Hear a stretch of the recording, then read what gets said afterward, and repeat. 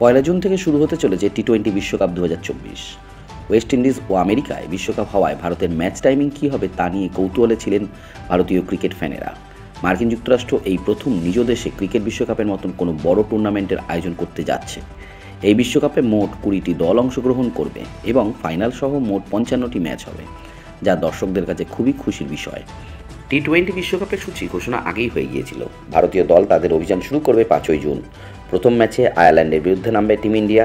এতদিন ভারতের ম্যাচের সূচি ঘোষণা হলেও সময় ঘোষণা করা হয়নি। এবার ভারতীয় দলের ম্যাচের সময় ঘোষণা করেছে আইসিসি, যা দেখে মুখে হাসি ফুটেছে ভারতীয় ফ্যানেদের। কারণ ভারতীয় ফ্যানেদের কথা মাথায় রেখে ভারতের সব ম্যাচ রাখা হয়েছে ভারতীয় সময় রাত 8টা থেকে।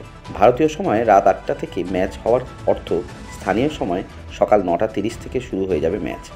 ভারত প্রথম 3টি ম্যাচ খেলবে নিউ ইয়র্কে, চতুর্থ ম্যাচটি খেলবে ডালাসে। সকালবেলায় ম্যাচ খেলতে হবে রোহিত কোহলিদের। সাধারণত টি-20 ম্যাচ শুরু হয় রাতের দিকে, কিন্তু এবার প্রথম টি-20 বিশ্বকাপ শুরু হবে স্থানীয় সময় সকাল 9টা 30 ভারতের প্রাইম টাইমের কথা মাথায় রেখেই এমন সূচি নির্ধারিত করেছে আইসিসি, কারণ এর সঙ্গে জড়িয়ে রয়েছে কোটি কোটি টাকার ব্যবসা। প্রসঙ্গত 5ই জুন আয়ারল্যান্ড, 9ই জুন পাকিস্তান, 12ই জুন আমেরিকা, 15ই জুন কানাডার বিরুদ্ধে ভারতের ম্যাচ।